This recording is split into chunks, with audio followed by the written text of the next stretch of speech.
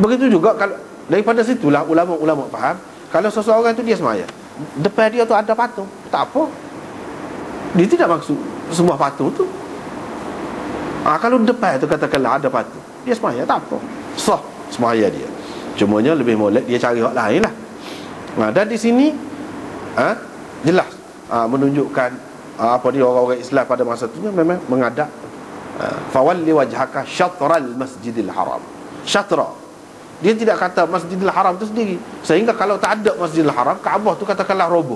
Dan sebenarnya dalam sejarah ni sudah beberapa kali dah roboh Kaabah tu. Sebab yang menguasai Kaabah ni macam-macam orang, latar belakangnya tak serupa. Bahkan hak kafir tu pun ada menguasai Mekah selepas Islam. Puak-puak Qaramitah, puak-puak Syiah Qaramitah dah buat lari Hajarul Aswad tu balik negeri dia. Sampai gitu. Dan pernah beberapa kali dirobohkan. Ketika dirobohkan itu, orang Islam pun tetap menghadap ke situ. Sebab Allah SWT kata menghadap syatra, ke arah tu, bukan menghadap Kaabah batu tu. Yang ni kalau tak ada batu tak boleh lah kita menghadap. Tak. Syatra, arah itu. Arah itulah tempat itu, arah itulah yang membawa keberkatan, membawa rahmat. Itu isyarat kepada, bukan tempat tu sendiri, tidak. Dan tempat itu tidak menghalang orang untuk bersemayam menghadap kepada tu, walaupun ada berhala beratus-ratus dalam tu. Ini benda yang kita kena faham. Artinya Kaabah itu bukan sesuatu yang utama sangat. Memang lebih, tetapi bagi orang Islam tidaklah ada sesuatu yang besar sehingga tak jadi hijau kalau tak ada hal tu. Sehingga kalau diperintah oleh orang kafir, tak boleh dah kita nak menghadap kau tu misalnya. Sehingga kalau dikotorkan, kita tak boleh dah nak menghadap. Tak nyabik tu, tak nak nyabik. Tidak kata supaya kalau sejadah kita ni cemar, kita tak boleh duduk atas tu semayang. Tidak lagu tu. Kaabah ni tidak. Kalau dia katakanlah dipalitkan dengan najis semua sekali pun, boleh. Kita kena menghadap situ semacam. Tidak kata paling kot lain. Tak. Itu cara je. Menghadap kot tu semacam. Itu perkara yang ketiga. Yang keempatnya, Nabi SAW tidak akan membiarkan mana orang di dalam keadaan salah faham. Itu cara dia. Kalau orang tu kata gini-gini, apa ingat aku ni tidak terlibat. Aku ni Bani Uqail, ni Bani Thaqif, hak pergi tawan sahabat kamu dua orang tu. Dan kenapa ambil unta aku? Ataupun kalau tidak unta dia pun ambil unta puak-puak dia, puak-puak Bani Uqail. Apa tidak ambil hak demo tu? Dia mana kira Nabi SAW ni tangkap dia ni tak kena lah. Lagu mana caranya? Di sini Nabi SAW menyatakan selalu caranya, iaitu aku tangkap engkau disebabkan oleh kesalahan sekutu-sekutu kau. Ini maknanya pasukan bersekutu ni kalau tidak terlibat secara langsung, hak sekutu dia tu kita boleh igat. Mengikut setengah ulama. Mengikut setengah ulama, dia kata ini bergantung kepada uruf dan perjanjian. Bergantung kepada uruf dan perjanjian. Kalau dalam perjanjian dia tu sekutu-sekutu ni, dia kira kalau sekutu dia pergi perang, dia pun begitu juga akan terlibat sama dalam perang. Kalau sekutu tu hanya dalam perkara-perkara tertentu saja, tapi kalau dalam perang tidak mahu terlibat. Misalnya nak lawan dengan orang Islam, tak mahu terlibat. Kalau sekutu lagu tu tak boleh, kata dia. Sekutu tu hanya dari setengah-setengah sudut saja. Dari segi perdagangan kau, apa kau kita kata. Tapi dari sudut ni nak perang, tak. Tapi kalau sekutu tu dalam semua perkara, terlibat, boleh lagu tu.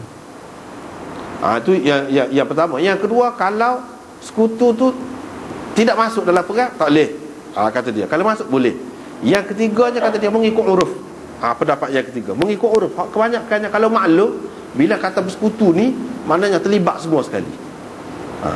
Walaupun kita tak tengok surat perjanjian apa, kita sudah maklum dah, kita boleh ikat dia. Buat sebagai tebusan, boleh lagu tu. Ini dari segi peraturan perang. Peraturan perang. Boleh ikat. Nabi SAW tidak biarkan dia ni berada dalam keadaan tertanya-tanya apa dia diikat. Dia tidak salah. Salah juga tu kira tu lagi. Sebab sekutu. Dan kira-kiranya di sini sama ada Nabi SAW maklum bahawa mereka ini sekutu sepenuhnya 100%, ataupun sudah menjadi uruf dah. Pada masa tu kalau sekutu dalam semua perkara. Sebab tu dia tak kata apa. Bila Nabi SAW kata gini, dia senyap. Kalaulah dia ada perjanjian lain, ada kita sekutu tu hanya dari segi perdagangan saja, dari segi perang kita tidak sokong, mesti dia kata. Dia tidak kata, menunjukkan bahawa puak-puak dia ni memang bersekutu dalam semua perkara dengan Banu Thaqif tu. Itu mana pendapat ulama kata sekutu sepenuhnya itu yang tepat. Kalau begitu, inilah tindakan. Dan dia tak kata apa. Tak kata apa. Lepas pada tu Nabi SAW pun tinggal dia lah pergi. Tinggal dia pergi. Dia pun panggil, wahai Muhammad, wahai Muhammad. Nabi SAW seorang yang pengasih, dan seorang yang lembut hatinya. Walaupun perang, walaupun igak, walaupun berkah, walaupun begitu gini, dia ada kesihan belas tu. Dia ada. Dan Nabi SAW tidak lakukan terhadap tawanan-tawanan perang ni mana-mana kita tidak tengok, kecuali setelah diputuskan, jelas ke mana-mana.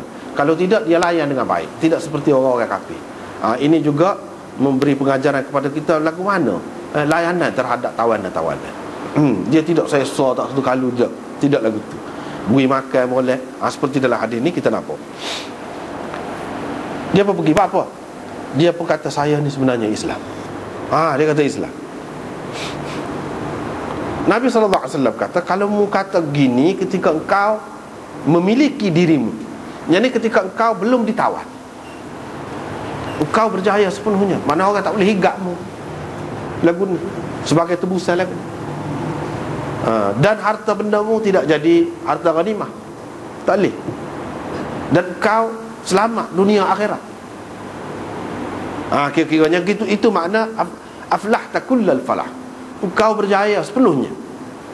Tetapi lon ni baru mu mengaku Islam setelah engkau ditangkap. Mana sebagai orang kafir yang bersekutu dengan puak-puak Bani Thaqif ni, memanglah hak tak bolehnya apa dia tak boleh bunuh yang kamu ni. Tapi kalau dari segi hak lain, nak dijadikan sebagai tebusan hartamu, yang misalnya kalau kata unta tu hak dia, unta tu pun jadi harta ghanimah. Jadi harta ghanimah. Hak tu mu tak boleh kata apa, cuma tak boleh bunuh sebab Islam. Sebab tawanan ni boleh jadi dibunuh. Katakanlah kalau orang kafir ni orang Islam ni, dia bunuh orang Islam, katakanlah, boleh jadi Nabi SAW akan bunuh. Jangan bunuh tu. Kalau bunuh tu kita bunuh. Masing-masing ada pegangan kan, ada perteguhan tu kita kata. Jadi tak beranilah. Itu penting ada pertukaran tawanan ni. Dalam Quran pun, dalam hadis pun disebutkan, sama ada dibunuh ataupun ditebus ataupun dilepaskan begitu saja.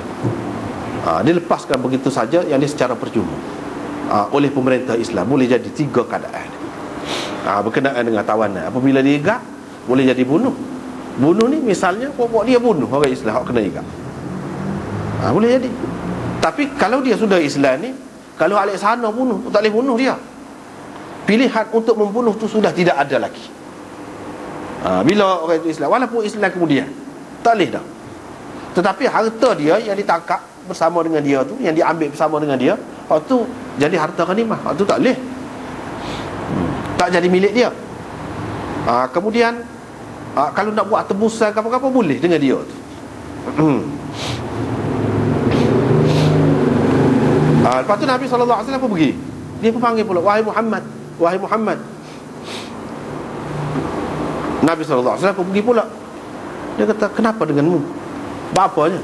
Dia kata, saya lapar, beri makanlah kepada saya. Dan saya dahaga, beri minumlah kepada saya. Nabi SAW kata hadhihi hajatuk. Ada dua makna. Hadhihi hajatuk itu ada dua makna. Satu, hak mu duk panggil gimari banyak kali ni, hak ni sebenarnya maksudmu. Baru tubik akhir. Baru tubik. Tu sah mana. Yang keduanya, hadhihi hajatuk, ini keperluanmu. Dan oleh kerana ini termasuk dalam keperluanmu, maka menjadi tanggungjawab kami untuk memberi makan dan minum. Kalau mu tak sebut pun,